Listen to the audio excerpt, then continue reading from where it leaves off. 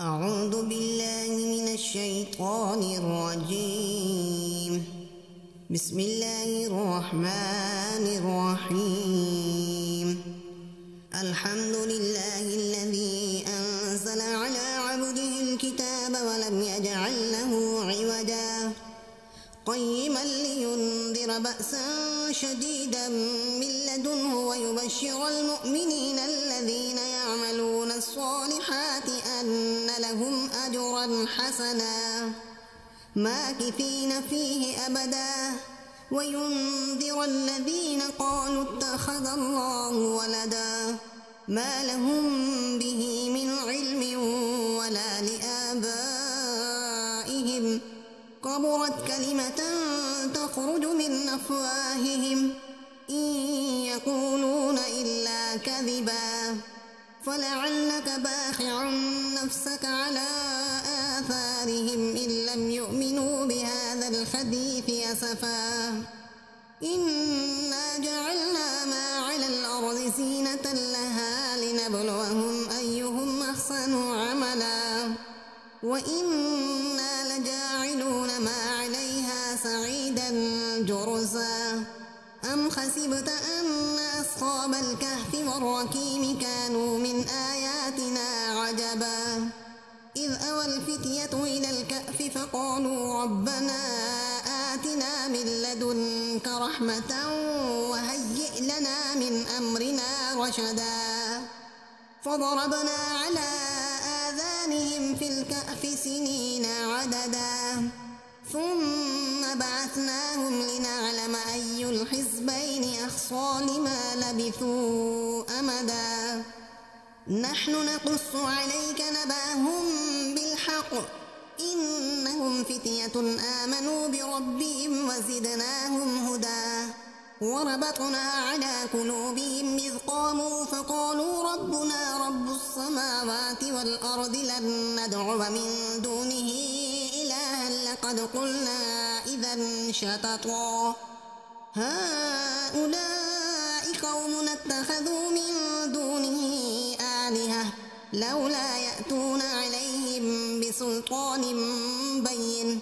فمن أظلم ممن افترى على الله كذبا وإذ اعتزلتموهم وما يعبدون إلا الله فأووا إلى الكهف ينشر لكم ربكم من رحمته ويهيئ لكم من أمركم مرفقا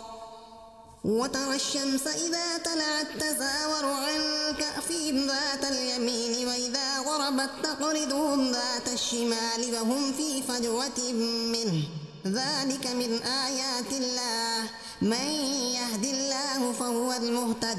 ومن يضلل فلن تجد له وليا مرشدا وتحسبهم أيقاظا وهم ركود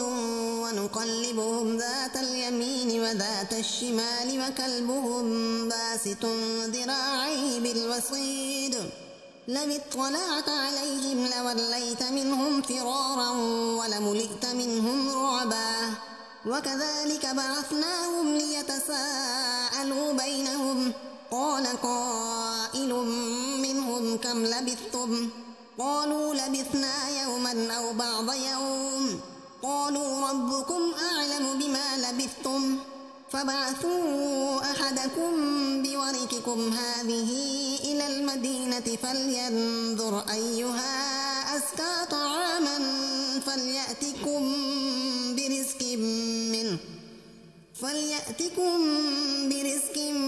منه وليتلطف ولا يشعرن بكم أحدا إنهم إن يظهروا عليكم يرجموكم أو يعيدوكم في ملتهم ولن تفلحوا إذا أبدا وكذلك أعثرنا عليهم ليعلموا أن وعد الله حق وأن الساعة لا ريب فيها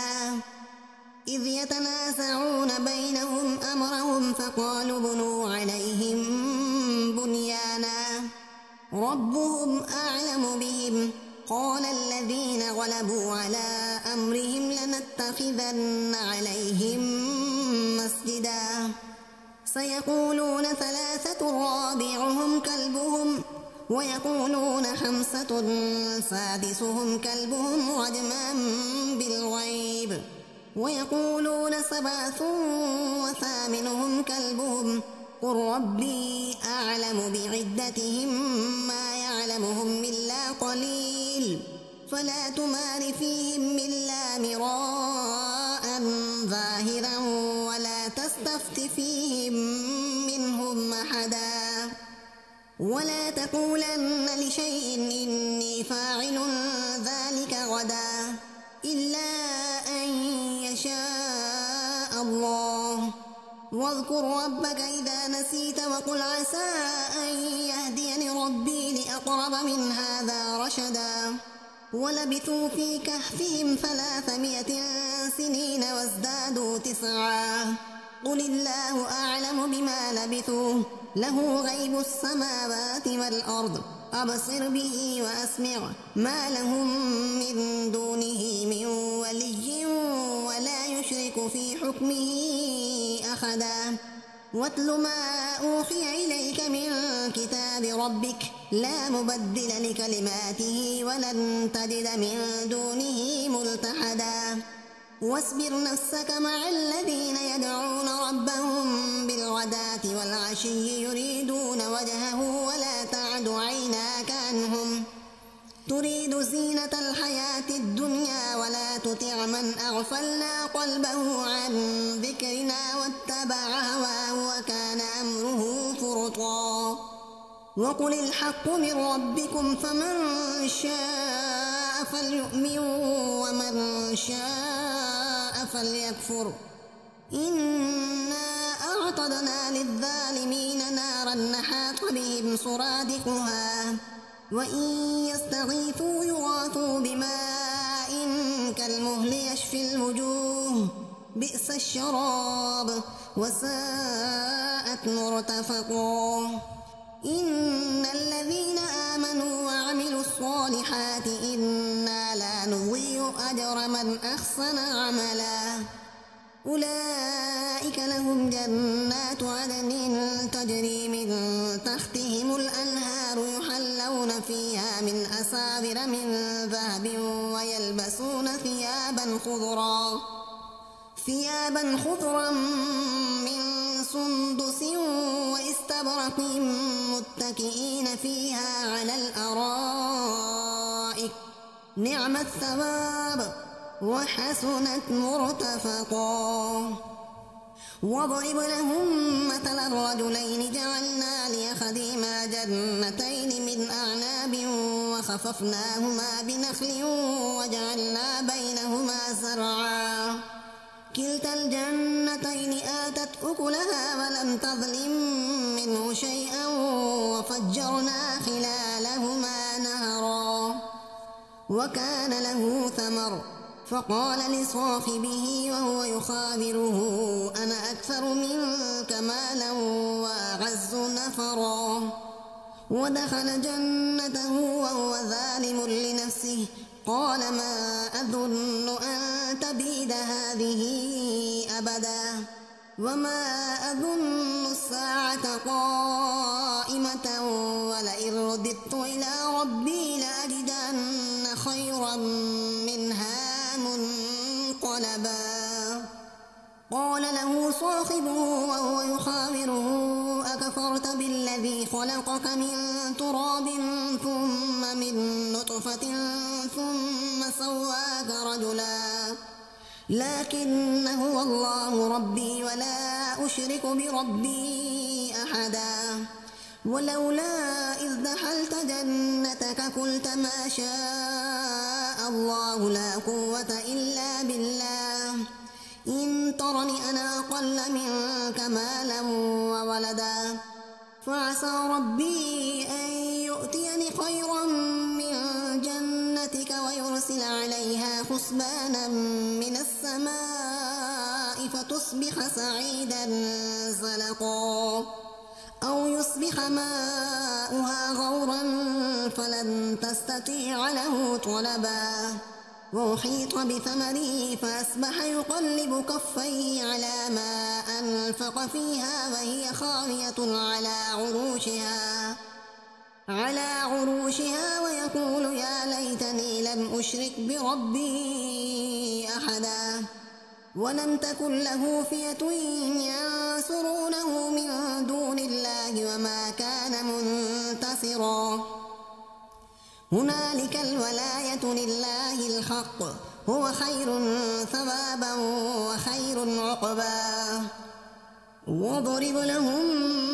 مثل الحياة الدنيا كماء إن أنزلناه من السماء فاختلط به نبات الأرض فأصبح هشيما تذروه الرياح وكان الله على كل شيء مقتدرا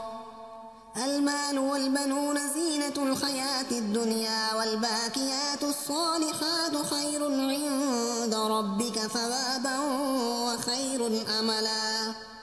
ويوم نسير الجبال وترى الأرض بارزة وحشرناهم فلم نغادر منهم أحدا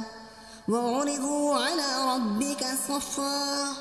لقد جئتمونا كما خلقناكم أول مرة بل زعمتم أن لن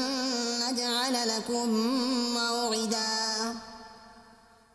ووضع الكتاب فترى المجرمين مشفقين مما فيه ويقولون يا ويلتنا ما لهذا الكتاب لا يغادر صغيرة ولا كبيرة إلا أحصاها ووجدوا ما عملوا حاضرا ولا يظلم ربك أحدا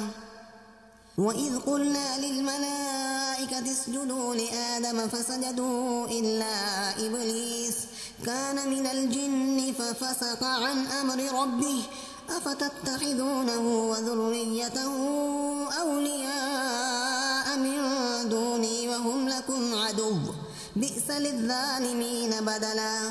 ما أشهدتهم خلق السماوات والأرض ولا خلق أنفسهم وما كنت متخذ المضلين عضدا ويوم يقول نادوا شركائي الذين زعمتم فدعوهم فلم يستجيبوا لهم وجعلنا بينهم موبقا ورأى المجرمون النار فظنوا أنهم مواقعوها ولم يجدوا عنها مصرفا ولقد صرفنا في هذا القرآن للناس من كل مثل وكان الإنسان أكثر شيء جدلا وما منع الناس أن يؤمنوا إذ جاءهم الهدى ويستغفروا ربهم إلا أن تأتيهم سنة الأولين أو يأتيهم العذاب قبلا وما نرسل المرسلين إلا مبشرين ومنذرين ويجادل الذين كفروا بالباطل ليدحضوا به الحق واتخذوا آياتي وما أنذروا هزوا ومن أظلم ممن ذكر بآيات ربه فأعرض عنها ونسي ما قدمت يداه إنا جعلنا على قلوبهم مكنة أن يفقهوه وفي آذانهم وقرا وإن تدعوهم إلى الهدى فلن يهتدوا إذا أبدا وربك الغفور ذو الرحمة لو يؤاخذهم بما كسبوا لعجل لهم العذاب بل لهم موعد لن يجدوا من دونه موئلا وتلك القرى أهلكناهم لما ظلموا وجعلنا لمهلكهم موعدا وإذ قال موسى لفتاه لا أبرح حتى أبلغ مجمع البحرين أو أمضي حقبا فلما بلغا مجمع بينهما نسيا حوتهما فاتخذ سبيله في البحر سربا فلما جاوزا قال لفتاه آتنا غداءنا لقد لقينا من سفرنا هذا نصبا قال أرأيت إذا أوينا إلى الصخرة فإني نسيت الحوت وما أنسانيه إلا الشيطان أن أذكره واتخذ سبيله في البحر عجبا قال ذلك ما كنا نبغي فارتدا على آثارهما قصصا فوجدا عبدا من عبادنا آتيناه رحمة من عندنا وعلمناه من لدنا علما قال له موسى هل أتبعك على أن تعلمني مما علمت رشدا قال إنك لن تستطيع معي صبرا وكيف تصبر على ما لم تحط به خبرا قال ستجدني إن شاء الله صابرا ولا أعصي لك أمرا قال فإن اتبعتني فلا تسألني عن شيء حتى أحدث لك منه ذكرا فانطلقا حتى إذا ركبا في السفينة خرقها قال أخرقتها لتغرق أهلها لقد جئت شيئا إمرا قال لم قل إنك لن تستطيع معي صبرا قال لا تؤاخذني بما نسيت ولا ترهقني من أمري عسرا فانطلقا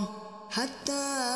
إذا لقيا غلاما فقتله قال أقتلت نفسا زكية بغير نفس لقد جئت شيئا نكرا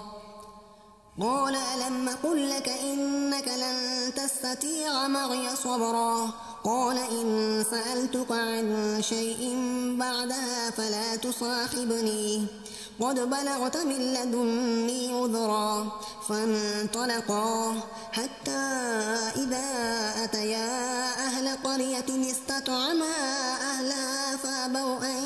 يضيفوهما فوجدا فيها جدارا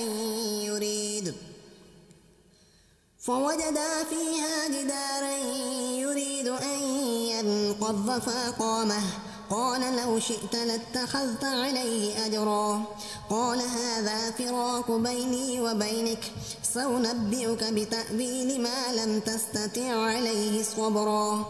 أما السفينة فكانت لمساكين يعملون في البحر فأردت أن نعيبها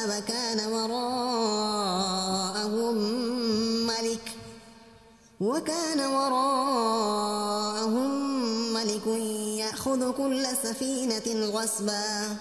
وأما الغلام فكان أبواه مؤمنين فخشينا أن يرهقهما طغيانا وكفرا فأردنا أن يبدلهما ربهما خيرا منه زكاة وأقرب رحما وأما الجدار فكان لغلامين يتيمين في المدينة وكان تحته كنز لهما وكان أبوهما صالحا فأراد ربك أن يبلغا أشدهما ويستخرجا كنزهما رحمة من ربك وما فعلته عن أمري ذلك تأويل ما لم تستطع عليه صبرا ويسألونك عن ذي القرنين قل سأتلو عليكم منه ذكرا إنا مكنا له في الأرض وآتيناه من كل شيء سببا فأتبع سببا حتى إذا بلغ مغرب الشمس وجدها تغرب في عين خمية ووجد عندها قوما قلنا يا ذا القرنين إما أن تعذب وإما أن تتخذ فيهم حسنا قال أما من ظلم فسوف نعذبه ثم يرد إلى ربه فيعذبه عذابا نكرا وأما من آمن وعمل صالحا فله جزاء الحسنى وسنقول له من أمرنا يسرا ثم أتبع سببا حتى إذا بلغ مطلع الشمس وجدها تطلع على قوم لم نجعل لهم من دونها سترا كذلك وقد أحطنا بما لديه خبرا ثم أتبع سببا حتى إذا بلغ بين السدين وجد من دونهما قوما لا يكادون يفقهون قولا قالوا يا ذا القرنين إن يأجوج ومأجوج مفسدون في الأرض فهل نجعل لك خرجا على أن تجعل بيننا وبينهم سدا قال ما مكني فيه ربي خير فاعينوني بقوة أجعل بينكم وبينهم ردما آتوني زبر الحديد حتى إذا ساوى بين الصدفين قال انفخوا حتى إذا جعله نارا قال آتوني أفرغ عليه قطرا فما استطاعوا أن يظهروه وما استطاعوا له نقبا قال هذا رحمة من ربي فإذا جاء وعد ربي جعله دكا وكان وعد ربي حقا وتركنا بعضهم يومئذ يموج في بعض ونفخ في الصور فجمعناهم جمعا وعرضنا جهنم يومئذ للكافرين عرضا الذين كانت أعينهم في غطاء عن ذكري وكانوا لا يستطيعون سمعا أفحسب الذين كفروا أن يتخذوا عبادي من دوني أولياء إنا أعتدنا جهنم للكافرين نزلا قل هل ننبئكم بالأخسرين أعمالا الذين ضل سعيهم في الحياة الدنيا وهم يحسبون أنهم يحسنون صنعا أولئك الذين كفروا بآيات ربهم ولقائه فحبطت أعمالهم فلا نقيم لهم يوم القيامة وزنا ذلك جزاؤهم جهنم بما كفروا واتخذوا آياتي ورسلي هزوا إن الذين آمنوا وعملوا الصالحات كانت لهم جنات الفردوس نزلا خالدين فيها لا يبغون عنها حولا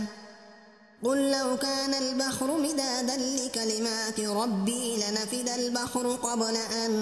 تنفد كلمات ربي ولو جئنا بمثله مددا قل إنما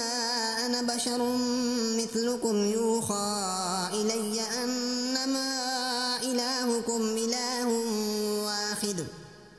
فمن كان يرجو لقاء ربه فليعمل عملا صالحا ولا يشرك بعبادة ربه أحدا صدق الله العظيم.